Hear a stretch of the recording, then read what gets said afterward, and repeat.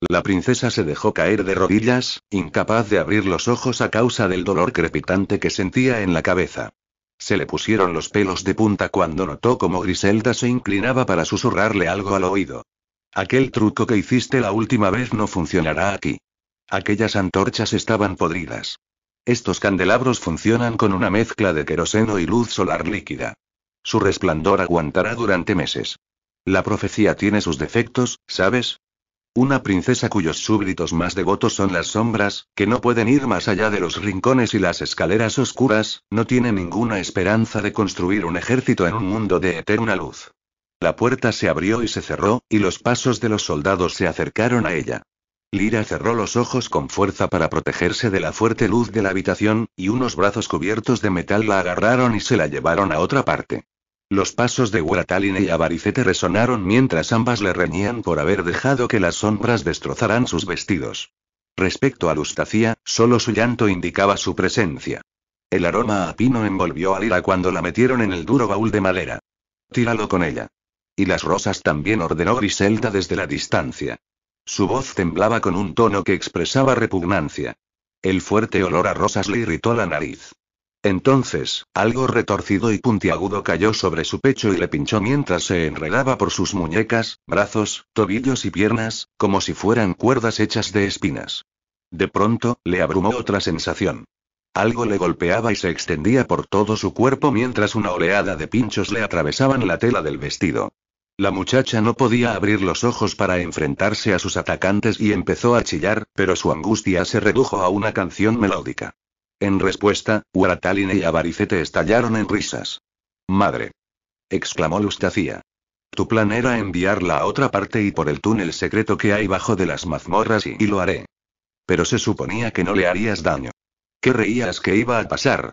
La única oportunidad que tienes de convertirte en Lyra es que ella deje de existir.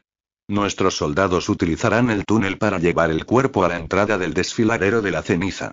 Será un regalo al colectivo Mortaja por dejarme con vida hace tantos años. Por eso, si alguien entra al desfiladero algún día para buscar tus restos, lo único que encontrará será un montón de huesos.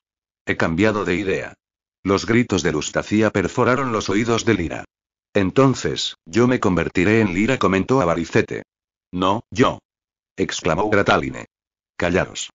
Las tres poseéis la belleza propia de una reina, pero vuestra hermana nació con la piel delicada de una princesa y la perspicacia de una diplomática. Los Mortaja predijeron que yo desempeñaría un papel importante a la hora de unir los cielos. Me he dado cuenta de que mi papel consistía en entrenar a Lustacia. Ya es toda una experta en imitar la letra de Lyra, y está aprendiendo el lenguaje de signos que nuestro primer ministro le ha enseñado».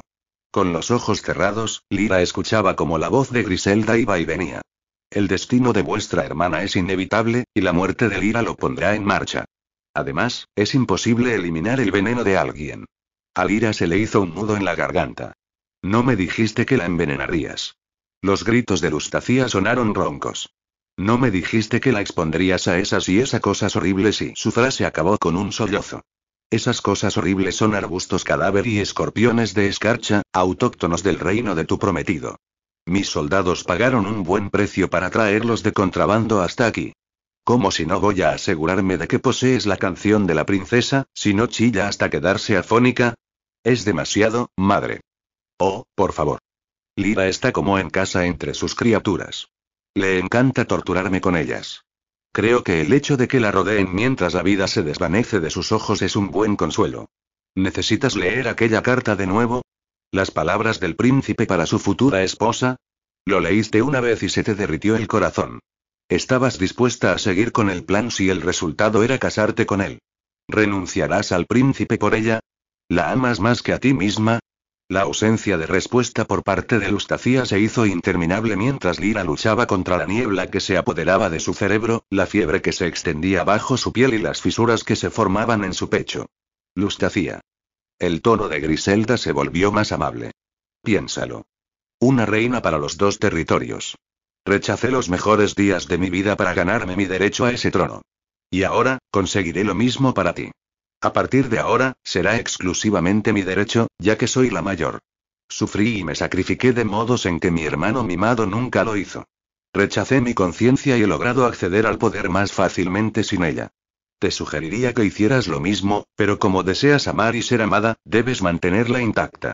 Así que deja que yo me ocupe del trabajo sucio, y me aseguraré de que tu corazón recibe su mayor deseo, aunque yo nunca pude hacerlo con el mío. Los sollozos de Lustacía se convirtieron en un fuerte lamento. Griselda suspiró. Sir Erwan, vigila la escalera que lleva a las mazmorras. Sir Barley, lleva a Lustacía y a sus hermanas a otra celda hasta que esto haya terminado. Pero queremos quedarnos a mirar, madre, se quejó Avaricete. Hazlo ahora. Un conjunto de pasos se movieron por toda la habitación y luego se alejaron. La puerta se cerró de golpe y se oyó el ruido del pestillo. La potente luz desapareció poco a poco a medida que el baúl se cerraba sobre Lyra. La princesa abrió los ojos en la oscuridad, que siempre había sido su amiga y su consuelo, y observó los brillantes escorpiones y los arbustos con una fascinación horrorizada. A pesar del dolor que le provocaban los pinchos azules y las espinas blancas de las ramas, aquellas criaturas pertenecían a la noche, como ella. A través de sus lágrimas, vio cómo se le iluminaban los dedos durante un instante con una luz dorada. Le hizo recordar la tinta mágica que le había manchado y las palabras amables que el príncipe había escrito solo para ella. Te protegeré. Nunca lo conocería, y él nunca sabría que estaba siendo víctima de un engaño. Lyra se aguantó las ganas de chillar, y se fijó en la caracola que tenía al lado de la cabeza. Ríndete al dolor. Te sentirás mejor si chillas, dijo Griselda desde el otro lado. ¿Y si empiezo yo con una de mis canciones? Su tía carraspeó. ¿Ves la concha al lado de tu cabeza y, llénala hasta que estés muerta? Tu padre solo capturó una melodía, pero yo no me detendré hasta que toda tu voz sea mía. Esforzándose por respirar, Lyra apretó los dientes y se negó a abrir los labios. Hazlo. Exclamó Griselda, y golpeó la tapa del baúl con fuerza. El golpe rebotó en los huesos de Lyra hasta que la hizo temblar. Maldita niña fantasma. Su tía hizo una pausa y recuperó la calma. Siempre supe que no eras más que una mancha en las paredes de este castillo, y que algún día frotaría hasta eliminarte por completo, y ya no nos acecharías más. Supongo que debo darte las gracias. Liberaste a la bruja cuando aún teníamos su bastón, por lo que nos permitiste tenderle esta trampa. Así que te devolveré el favor y te diré cómo acabará todo esto, ya que no estarás aquí con nosotros para verlo con tus propios ojos. Después de que nos entregues tu voz, empezarás a marearte y tu respiración se ralentizará. No serás capaz de aguantar despierta. Y una vez te duermas, morirás lentamente. No te preocupes por la leal mía. Se unirá a ti pronto. Alguien envenenará nuestra comida y ella morirá demostrando su lealtad a Eldoria. Y respecto a tu reino, Lustacía y yo nos encargaremos de él. Encontrarás el eterno descanso sabiendo todo esto, pequeña princesa perfecta. Ese es mi regalo para ti. Lyra sintió como sus cálidas lágrimas le resbalaban por las mejillas. Luego, se retorció a causa del fuego que ardía bajo su piel, atormentada como estaba por el destino de Mía. Tenía que salvarla. Tenía que estar allí para cuidar de su pueblo, para ser la reina que su padre siempre esperó que fuera. Un conjunto de emociones hirvieron con fuerza en su pecho y alimentaron las llamas que estaban abrasándole las venas. La joven tenía cientos de espinas por todo el cuerpo, llenas de un veneno que se había infiltrado en su mente y derretido sus pensamientos hasta convertirlos en escoria roja. Cuanto más se resistía al dolor, más aumentaba la fiebre. Lyra sintió cómo los gritos se formaban en su garganta, y dejar que explotaran se convirtió en su única esperanza de encontrar alivio.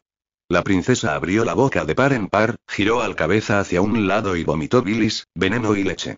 Entonces expulsó algo más profundo y, los gritos musicales que rasgaron todo su interior hasta que se quedó completamente vacía y sin poder emitir ninguna clase de sonido. El vacío doloroso en su garganta y el hedor de su vómito se convirtieron en sensaciones distantes a medida que sus sombras regresaron a ella en medio de la oscuridad. Rompieron sus ataduras, domaron a los escorpiones y calmaron su piel herida con sus suaves caricias. Los párpados empezaron a pesarle cuando las sombras se unieron para transportarla a un lugar de descanso, donde sus pesadillas no interrumpirían sus sueños y donde no tendría miedo de los horrores que el día de mañana le traería. La princesa agarró la mano que la muerte le extendió y se quedó dormida. 8. Perlas en la ceniza.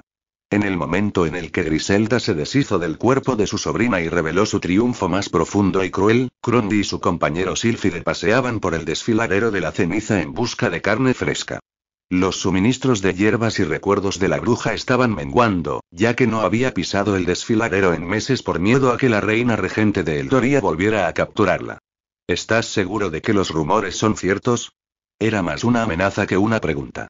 Si Luce estaba guiándola para nada por aquellos terrenos malditos en busca de un cadáver cuando la bruja podía estar vendiendo sus mercancías en su tienda tranquilamente, le arrancaría la piel. El zorro se sumergió y emergió de la gruesa capa de ceniza que se extendía delante de ellos, levantando nubes de polvo gris. Le sonsaqué los detalles yo mismo. Su poder de persuasión era muy efectivo cuando quería descubrir los deseos secretos de una de sus víctimas. Lo que significaba que el informante debía de haber sido alguien a quien le gustara compartir rumores. Crony frunció el ceño. Tu fuente no será sedimentos, ¿verdad? Aquel duende idiota siempre está inventándose cuentos para compensar su pequeña estatura. Una vez juró haber visto cómo un caballo alado que echaba fuego por la boca chamuscó a unos amigos suyos hasta convertirlos en ceniza. Como si los brasiliscos no se hubieran comido a todos los Pegasos hace cientos de años. Ambos habíamos visto pisadas de herraduras últimamente. Crony dejó escapar una risa mientras trataba de liberarse de las ramas en las que se había enganchado su capa. La bolsa de cristales que llevaba colgada de la cintura tintineó con el movimiento. Los nerecedinos pasean por este bosque. Siempre vemos los rastros de las pisadas de sus monturas. Luce se hizo a un lado para pasar por un túnel de raíces muertas sin tocarlas. Cuando salió por el otro extremo, tenía la barriga y el morro cubiertos de ceniza, y habían adquirido un tono blanquecino. Pero existe el tratado de paz. Ya no vienen a robar luz solar. Así que no han pasado por este desfiladero. Crony puso los ojos en blanco. Como si no fuera consciente de aquello. Los contrabandistas de sol solían pasarse por su tienda en sus excursiones bimensuales. Compraban sus amuletos de protección contra los mortaja del bosque. Aquellas criaturas voraces siempre estaban vigilando la luz del sol líquida que cubría la entrada del desfiladero. Una persona solo podía negociar con sus recuerdos para salir con vida, ya que los mortaja no podían resistirse a obtener un destello de lo que antes habían sido. Crony echaba en falta aquellas ganancias extra. Pero estás ignorando el fallo en la historia del duende, añadió la bruja cuando alcanzó a Luce. ¿Desde cuándo un caballo alado deja pisadas? Nos estamos desviando del tema, como siempre. Ah, pero pensaba que a tu especie le gustaba cazar conejos. Luce estornudó a modo de burla antes de reemprender su camino. Ha aparecido un muchacho medio muerto en medio del desfiladero después de que las zarzas serpentinas arrastraran su ataúd y lo abrieran de par en par. Parece que está cubierto de pinchazos. Su piel está en peor estado que su ropa hecha trizas. Más de un ojo lo presenció. Más de un ojo. Así que entonces no eran rumores de los cíclopes. Eso me gusta. Normalmente son bastante estrechos de miras con muchos temas. Ja. Luce saltó sobre un charco de barro. La masa viva se extendió en un esfuerzo por atraparlo. El zorro se apartó hacia un lado en el último momento y cayó de pie sobre sus ágiles patas. El charco burbujeó en señal de frustración y emanó un hedor putrefacto. El zorro soltó una risa y siguió avanzando, con su cola de punta plateada bien alta. Crony escogió una ruta más larga para escapar del charco y tuvo que agacharse para no chocarse con las ramas colgantes y oscuras de un árbol. Su cuerno izquierdo se enganchó en una, tirando de ella hacia atrás. La cabeza le dolía, pero consiguió librarse de la rama antes de derrapar detrás de su compañero por el camino inclinado de las tierras bajas. Aunque utilizó su bastón para estabilizarse, apenas lograba seguir el ritmo de las cuatro patas de Luce. Sabes que no somos bienvenidos en esta parte del bosque. Me odian por no compartir mis recuerdos robados. Y a ti, yo impedí que mataran a una persona hace muchos años y les sugerí que se alimentaran de su conciencia. ¿Es culpa mía que la perdieran? Los mortaja están a punto de devorar al pobre chico. Lo que queda de él. Asumí que querrías adueñarte de sus últimos pensamientos y quizá de sus huesos. Necesitas una calavera para tu nuevo bastón, ¿verdad? Podemos llegar a un acuerdo con uno de sus últimos recuerdos. A juzgar por el único acuerdo al que tú llegaste con ellos, me atrevería a decir que no son muy receptivos. Mantente en tu forma perruna y yo me encargaré de negociar. Una vez más, estás infravalorando mis encantos. Una ráfaga de susurros y siseos sobrenaturales amortiguaron la réplica de Luce. La bruja y el sílfide siguieron el camino sinuoso, y el zorro irguió las orejas. Crony se dejó caer de rodillas y se escondió con él detrás de un tronco caído. Luego, se aferró a la madera retorcida y sus manos cuarteadas se camuflaron con ella. Finalmente, dejó el bastón sobre la ceniza que se movía bajo sus pies. Delante de ellos, los Mortaja merodeaban por un prado polvoriento. Un círculo asimétrico sin árboles ni matorrales, pero que aún así parecía un lugar claustrofóbico, ya que las densas copas de los árboles que lo rodeaban, lo envolvían en oscuridad. En mitad del claro había un ataúd abierto, y su pequeño ocupante colgaba del borde con los brazos extendidos sobre el suelo, inerte. El colectivo vaporoso aún no se había percatado de sus dos nuevos visitantes. El cerebro de un Mortaja era igual de pequeño que su silueta humeante, por lo que era muy fácil eludirlos cuando estaban ocupados con la promesa de alimento, pero aquella situación era diferente, y Crowny supo por qué a simple vista. Cada vez que la señora Penumbra se acercaba para atacar al niño moribundo, un conjunto de sombras y escorpiones luminosos de color azul salían del ataúd en su defensa. El colectivo Mortaja estaba escondido detrás de los árboles que rodeaban el claro, con sus blancos y brillantes ojos bien abiertos. No tenían recursos para convertirse en otras cosas, y solo podían avanzar como las insustanciales criaturas sin forma que eran o en sus formas inhumanas.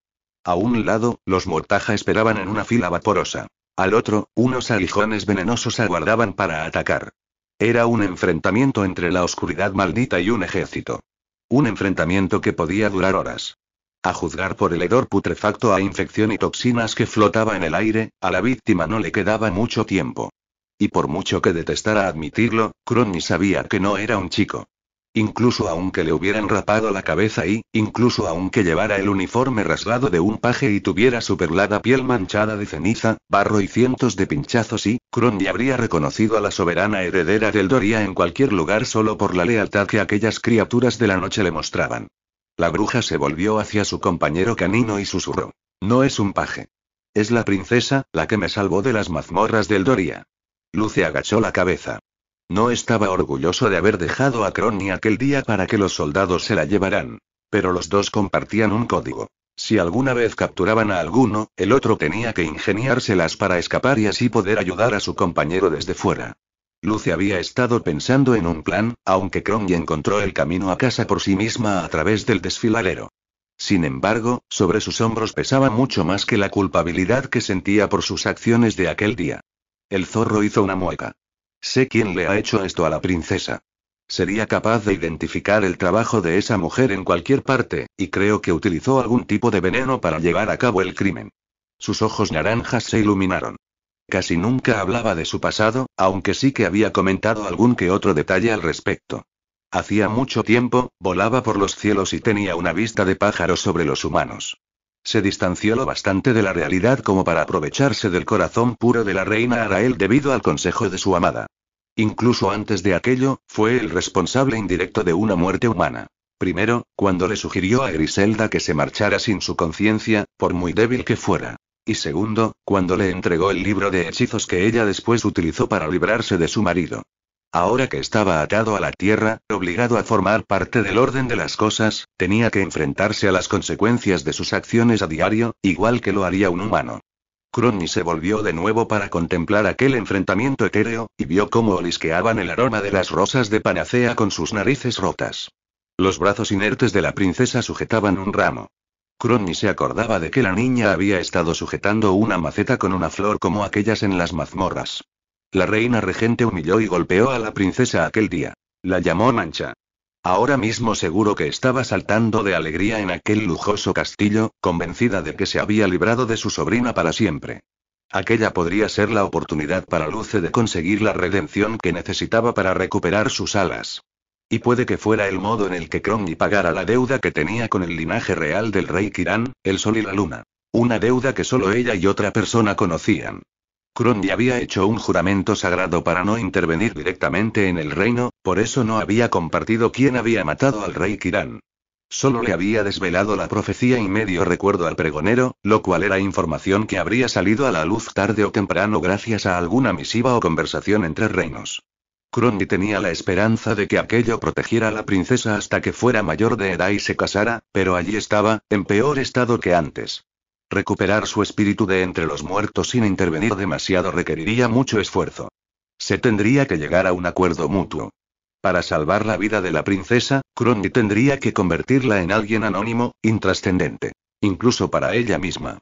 Entonces, Lyra tendría que redescubrir su verdadera identidad sin que Crowley pudiera revelársela. La joven podría arreglar la situación entre los dos reinos. Permitir que las piezas rotas de la profecía encontraran su propio camino antes de completarse, por muy difícil que pudiera resultar aquella reconstrucción. Crowley se agachó y susurró de nuevo a Luce. No sé tú, pero a mí me está entrando un poco de sed. ¿Quieres que negociemos con los diablos sin cuerpo para salvar a la chica? ¿Deshacer nuestros errores del pasado para tener la oportunidad de redimirnos? La bruja lo miró de reojo y esperó su respuesta. El zorro sacó la lengua por un lado de la boca y esbozó una sonrisa. ¿Estás diciendo lo que creo? ¿Vas a realizar el truco que eclipsa al resto de trucos? ¿La devolverás a la vida desde el mundo de la muerte? Crowley reprimió el escalofrío que le recorrió la columna, y deseó poder compartir el entusiasmo de Luce. Lo que el zorro no sabía era que invocar a un mortal de entre los muertos suponía pagar un gran precio: su propia inmortalidad. Su piel se suavizaría con la era. Todos los años que había vivido la alcanzarían de inmediato.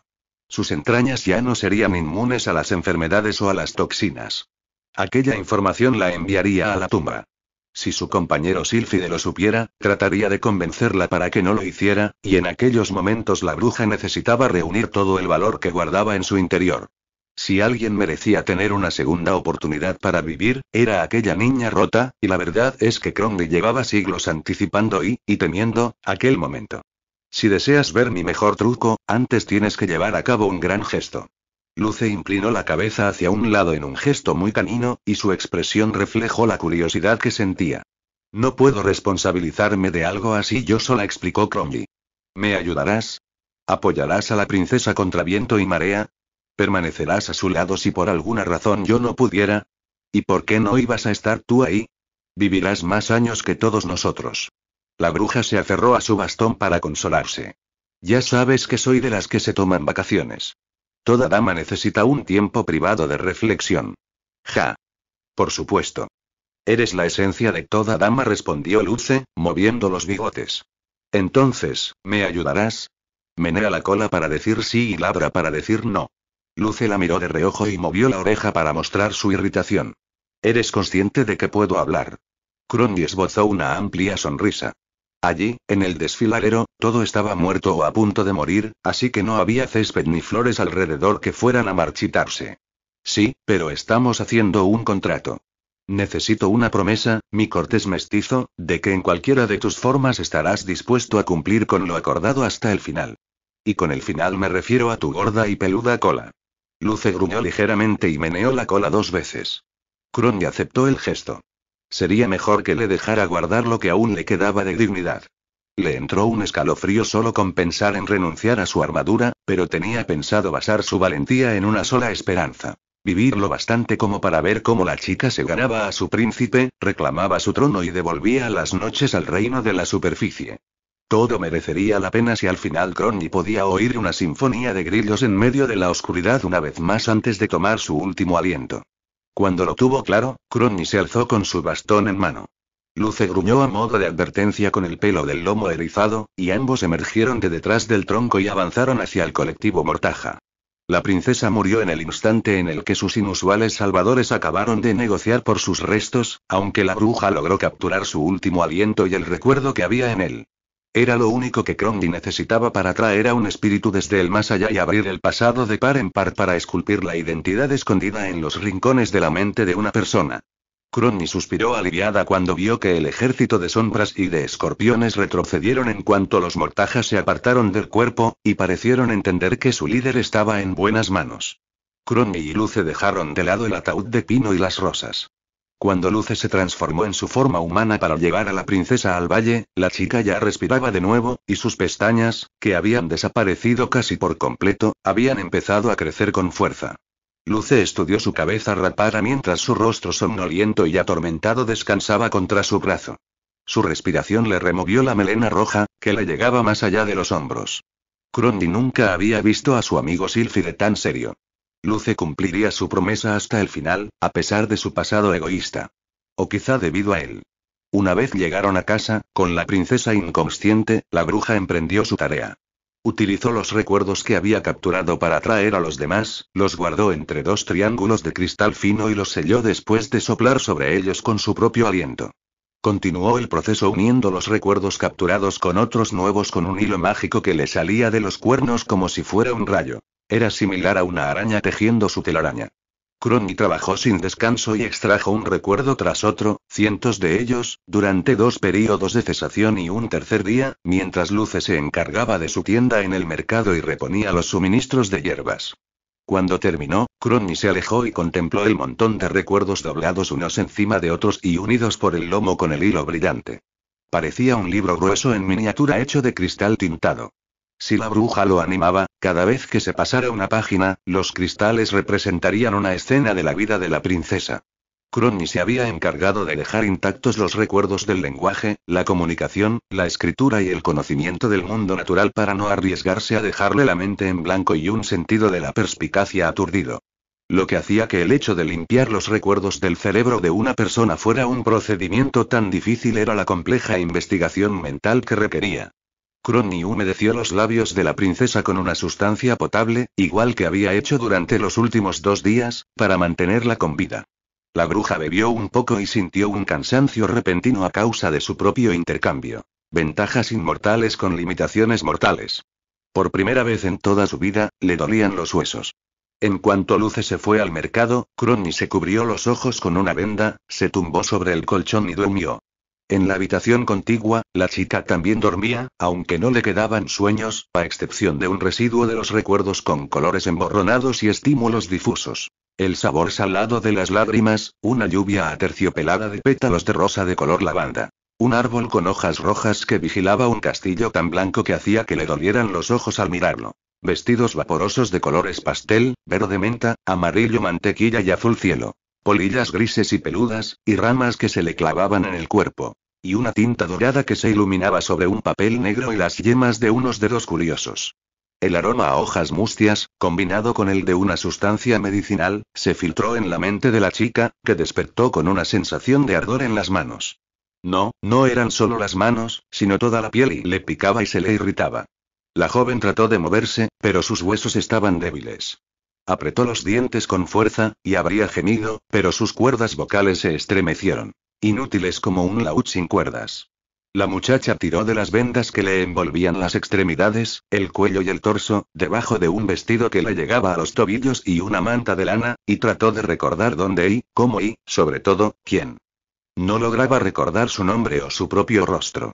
Aquella ignorancia le pesaba en el pecho y le dificultaba la respiración. Se llevó la mano a la garganta, donde un collar descansaba sobre su clavícula. La joven alzó el amuleto circular y lo estudió bajo la luz tenue. Parecía un nudo hecho con una trenza de pelo blanco. ¿Era importante para ella? ¿Tenía algún valor sentimental? Un gruñido perforador y distante, salvaje e inhumano, como un caballo alterado, hizo que se levantara de golpe, rebelándose contra sus músculos reacios y su piel dolorida. Veía a sus alrededores claramente, a pesar de las espesas copas de los árboles que cubrían el cielo y que solo dejaban pasar pequeños rayos de luz. Era como si se hubiera despertado en la barriga de un esqueleto. No había paredes, ni puertas ni ventanas. Solo un marco de madera. Sin embargo, no corría ni un poco de brisa. No se oía a los pájaros cantar ni los sonidos de la naturaleza, aparte del crujido debajo y alrededor de su colchón, como si el suelo estuviera moviéndose. Una figura con una venda en los ojos que roncaba ligeramente dormía a unos pasos de distancia. En cuanto la vio, la muchacha se quedó quieta. No reconocía aquel rostro horripilante de reptil, cuernos retorcidos y labios marrones. Una sensación de temor le heló la sangre cuando clavó la vista de nuevo en sus vendas. Le había pasado algo terrible. Aquella criatura la había capturado. La había torturado. Oyó el gemido del caballo de nuevo, pero, esta vez, la chica oyó otro grito junto a él. Una voz masculina que enfatizaba la indignación irremediable del caballo, como si estuvieran hablando al unísono. La chica respiró profundamente y descubrió que le dolían los pulmones, como si se los hubieran vaciado. Su captora seguía durmiendo tan profundamente que el ruido no la despertó. La chica retrocedió unos pasos sobre la ceniza polvorienta y cálida que cubría el suelo de piedra, evitando pisar las tablas de madera hasta que cruzó el umbral que llevaba al patio trasero. Después, dio media vuelta y se tambaleó por el camino que llevaba a una arbolada. A cada paso, su cuerpo se aclimataba a sus heridas. Sus movimientos eran torpes, pero cada vez adquirían más fuerza. La joven siguió los gemidos del caballo, que se mezclaban con aquella voz masculina. Ambas melodías de agonía, enfado y pérdida eran emociones con las que podía identificarse. Le resultaban familiares. Sin embargo, no conocía esos alrededores encantados, claustrofóbicos y lúgubres. El techo natural que formaban las copas de los árboles entrelazadas se extendía hasta donde alcanzaba su vista. Los rayos de sol las atravesaban de forma intermitente y calentaban el suelo ennegrecido que se movía bajo sus pies como una marea baja. La joven dio un rodeo por las áreas más soleadas mientras avanzaba por el bosque, y descubrió que incluso a través de sus vendas se le quemaba la piel. Poco después, unos charcos salvajes y extraños aparecieron de la nada y la siguieron hasta que los perdió de vista. Se grabó una nota mental: anticipar su presencia por el hedor que desprendían. La chica siguió el camino sinuoso y sintió que estaba aproximándose a los gemidos. Un nuevo olor asaltó sus sentidos, y se tropezó con un conjunto de brezos de una enredadera, donde las copas de los árboles eran más bajas. A menos que fueras una criatura pequeña capaz de entrar y salir de aquel laberinto espinoso, no parecía haber un camino marcado a partir de aquella zona. Su vestido y las vendas se engancharon en las espinas, que se clavaron en su magullada piel. Gritó en silencio y pensó en retroceder, pero se quedó quieta. Justo delante de ella había un caballo negro que luchaba por escapar de una ciénaga burbujeante en medio del bosque. Dentro de la masa viscosa brillaba una luz plateada que parecía emerger de las profundidades. Aquella espesura absorbía toda la luz y hacía que sus alrededores parecieran más iluminados que el camino que la había llevado hasta allí. Las patas delanteras del caballo, que estaban cubiertas de una sustancia pegajosa, trataron de aferrarse a la orilla. Una rama brotó de las profundidades de la ciénaga y se enredó en el cuello del corcel. Las hojas trabajaron con el lodo para ahogar a su presa, como si fueran la lengua de una rana intentando capturar una mosca. El lago de lodo ya se había apoderado de la cola y los costados del animal y el resto del cuerpo padecería el mismo destino pronto, ya que con cada movimiento, se hundía más. Puede que lograra escapar si ella conseguía desenredarle las ramas del cuello. Deja de moverte, por favor. No podía decir las palabras, solo pensarlas, pero el caballo se detuvo a modo de respuesta. Su elegante cuello se inclinó hacia ella.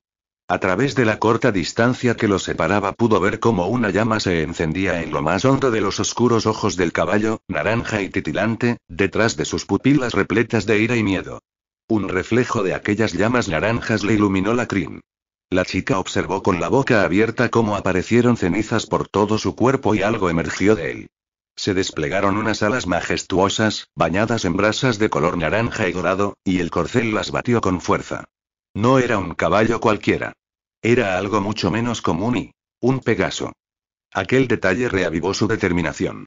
La joven arrugó la nariz y pensó en un plan. Aunque las ramas de la enredadera colgaban demasiado bajas para permitirle volar, sus alas podían ayudarlo a escapar. Con un buen empujón, podría salir de la ciénaga si ella le desenrollaba la hiedra que lo sujetaba por el cuello. La chica avanzó y dejó que las espinas le arañaran el vestido y los vendajes hasta que las telas se hicieron trizas. La sangre le manchó la piel y los pies. La joven hizo una mueca en lugar de gemir y se continuó hasta que estuvo cara a cara con el Pegaso, a solo unos pasos de la ciénaga.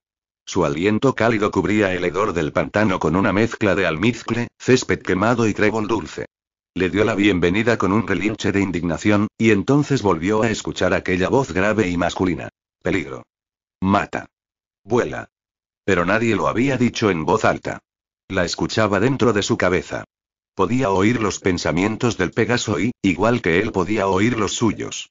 Sus alas movían con fuertes bandazos un intento en vano por escaparse de la hiedra monstruosa que le agarraba por el cuello y hacía que las ráfagas de aire que originaba acariciaran la cabeza de la joven, que se pasó la mano vendada por la nuca.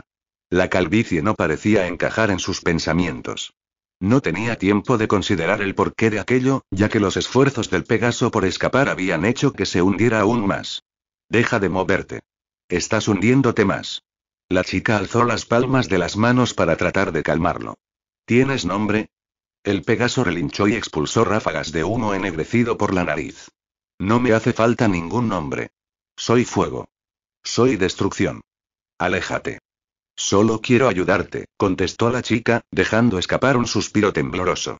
No necesito ayuda. Yo me salvaré solo. Aléjate o te chamuscaré hasta que no seas más que una cicatriz. La belleza salvaje del Pegaso la fascinaba, y su orgullo arrogante le hizo olvidarse de la sangre que le goteaba por los dedos y del dolor insoportable que sentía por todo el cuerpo. Entonces no tengo nada que temer, porque ya soy una gran cicatriz. De repente, se acordó de sonreír. Te llamaré Quemadura. Y en cuanto te rescate, me pertenecerás, le comunicó. Aquella posibilidad le dio esperanzas. Tener un compañero sobre el que poder volar por encima de la desolación y podría dejar atrás toda aquella confusión atrás. El Pegaso alzó la cabeza de golpe y le salpicó la cara con aquella sustancia viscosa.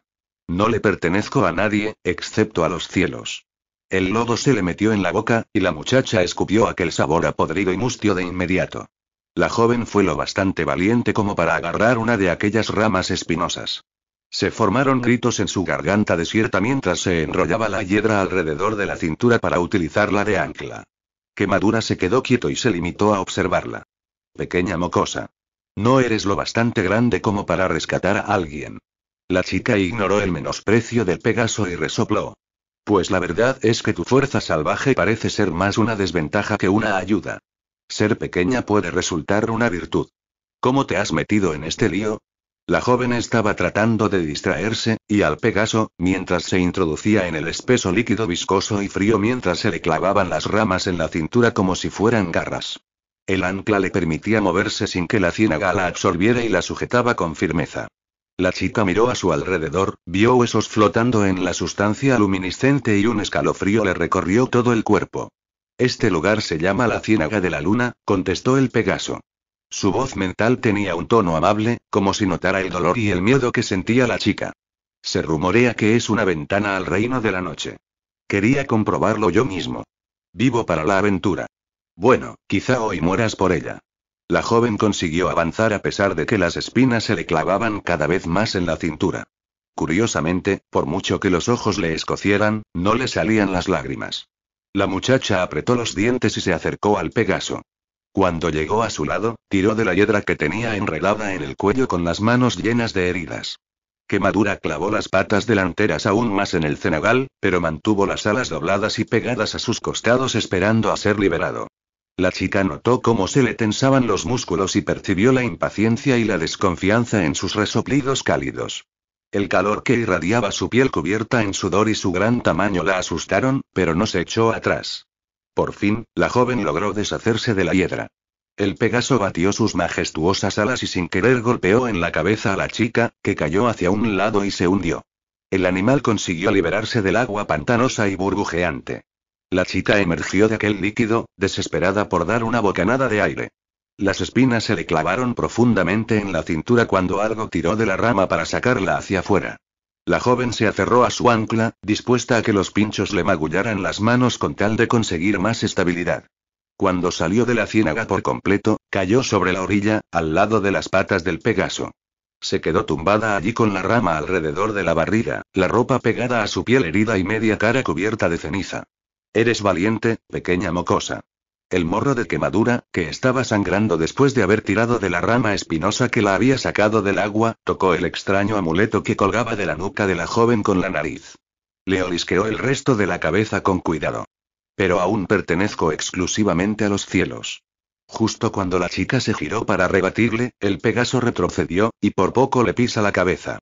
Instintivamente, ella se protegió con los brazos, y los dedos se le iluminaron con una luz dorada que sorprendió a ambos. El Pegaso expulsó fuego por la nariz y le quemó la piel descubierta que había entre venda y venda. El olor a carne quemada y sangre chamuscada se extendió por el aire. La joven tosió para expresar su chillido silencioso. Por el rabillo del ojo vio el destello carmesí de un zorro que avanzaba entre la maleza hacia ellos, gruñendo. Quemadura relinchó y salió disparado por el bosque, dejando un rastro de cenizas tras sus alas. El Pegaso gimió una vez más en la distancia, lleno de furia y euforia. El zorro se transformó en un hombre elegante vestido de rojo, aunque aún conservaba las orejas peludas y puntiagudas. Cuando vio el estado en el que se encontraba la chica, entrecerró sus ojos salvajes y anaranjados. Se arrodilló a su lado, y la joven percibió su aroma a perro, plumas y viento. Estaba demasiado débil como para resistirse a su tacto. Le cortó las ramas que le rodeaban la cintura con un cuchillo y después la cogió en brazos y se levantó. Los ojos de la muchacha se cerraban cada vez más y la sangre goteaba en un flujo constante hacia sus pies. No. Mírame. La voz del hombre no estaba en su cabeza. Era persuasiva y suave. Una orden irresistible que resonaba más allá de la ciénaga luminosa. La chica se obligó a abrir los ojos y se fijó en su perfección sobrenatural y sus dientes afilados. No te morirás 2 veces bajo mi custodia. No dejaré que me quiten las alas de nuevo por tu culpa. Mantente despierta, pequeña mancha. El destino tiene grandes planes para ti. Parte segundo. El bosque engulle la rosa. 9. Paredes de madreselva y miseria. En las profundidades del desfiladero de la ceniza, en un claro aislado de los ojos de los fisgones, escondida en una casa sin paredes, la chica sin identidad se debatía entre el mundo de los sueños y la realidad del despertar. El tiempo pasaba sin medida. La luz neblinosa y gris que se filtraba a través de las espesas copas de los árboles nunca parecía atenuarse, y la fiebre hacía que el cuerpo le temblara con cada escalofrío. En algún momento desde que se despertó, trató de vislumbrar algo con los ojos entrecerrados, pero era como mirar a través de un seto de vilano blanco. Poco después, se percató de que aquella barrera provenía de su propia piel y eran sus pestañas. Levantó la mano y se arrancó unas pocas. Una ráfaga de dolor se extendió por todo su cuerpo y se adentró en su estómago, como si los pelos hubieran estado anclados al centro de su ser y hubieran quemado su cuerpo por dentro al arrancarlos. Se deshizo de los pelos largos y se dio la vuelta en el colchón cuando una oleada de dolor agónico la invadió. Junto a ella, sobre las mantas, las pestañas se convirtieron en líquido y formaron una pequeña piscina de luz de luna. Cuando el dolor disminuyó, volvieron a crecerle pestañas nuevas. La muchacha se tapó la boca con la mano de golpe. Solo no sabía dónde estaba o quién era y tampoco sabía qué era. La joven se sentía demasiado cansada y confusa como para tratar de escapar, así que tembló en silencio. La bruja de ojos marrones como el lodo abrió las cortinas hechas con retales que rodeaban el colchón de la chica y asomó su cabeza con cuernos. Mancha como Luce, el hermoso sílfide, la había llamado. Ahogó un grito silencioso cuando la bruja la obligó a tragarse una sopa mentolada y diluida de filipéndula, le aplicó un ungüento de consuelda sobre la piel y le vendó las heridas con gasas limpias. Mancha se despertó en varias ocasiones, atrapada en aquella realidad perturbadora que la consolaba y la aterraba a la vez. Hasta cierto nivel, la chica consideraba que su particular celadora, que se había presentado como Crony, estaba tratando de ayudarla. ¿Por qué si no iba a alimentarla y a cuidarla? A menos que la necesitara con vida por algún motivo malvado. Las criaturas mágicas como ella eran capaces de expresar bondad. Y hablando de criaturas, ¿pertenecía ella a aquel lugar junto a aquellas especies sobrenaturales? ¿Por qué no recordaba nada? Desafortunadamente, le resultaba igual de imposible preguntar aquellas cuestiones que comunicar el dolor o el miedo que sentía. Sin unas cuerdas vocales que le funcionaran correctamente, tenía que guardarse todas las emociones en su interior y era una presión intensa que amenazaba con explotar. Hasta que, al final, eso es justamente lo que sucedió. Mancha se despertó en medio de la penumbra. Sus celadores o captores hablaban entre susurros al otro lado de las cortinas que atenuaban la luz. El Pegaso ha estado olisqueando por esta zona del bosque otra vez. La voz del sílfide era dulce como la miel, a pesar de la acidez que acompañaba a sus palabras. Hay marcas de quemaduras en los troncos de los árboles que rodean la casa. Quizá deberíamos dejar que la viera. La voz de Crony era lo opuesto a la de Luce, de un tono similar al sonido de las ramas dobladas que se mueven con el viento. Puede que él sea la medicina que la joven necesita. ¿Y cómo es eso posible? Una criatura que echa fuego por la boca y que ha sobrevivido a la extinción de su propia especie puede ser un buen guardián, ¿no crees? Casi la mata en la ciénaga de la luna. Vi con mis propios ojos cómo trataba de aplastarle la cabeza. Es salvaje. Impredecible. Tienes que extender el hechizo de protección más allá de la casa. Hasta los árboles que nos rodean y instala tus pesadillas allí para mantener a todo el mundo alejado. Quemadura solo estaba advirtiéndome, quería gritar Mancha para defender al Pegaso. A la joven se le tensaron los músculos cuando les oyó mencionar las pesadillas. No estaba segura de qué serían exactamente, pero sonaba horripilante. Mancha se acordó del momento en el que las patas del Pegaso aterrizaron a unos centímetros de su cabeza.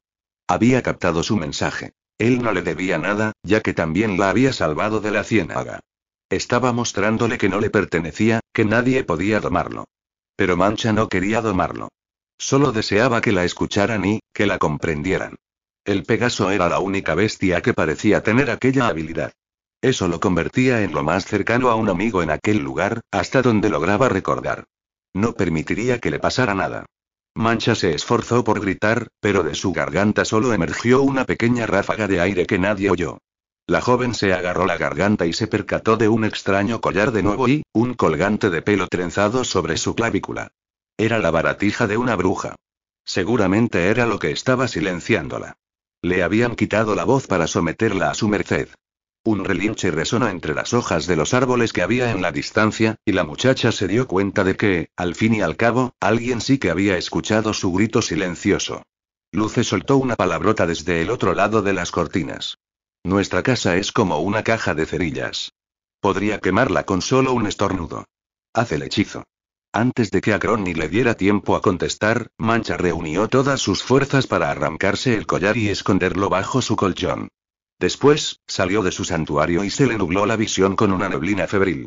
La casa parecía un esqueleto, un desorden desconcertante de tablones de madera, clavos y objetos desechados. Se le puso la piel de gallina bajo una túnica que era 2 tallas más grande y que le llegaba hasta las rodillas mientras se debatía entre los escalofríos y las ráfagas de fiebre.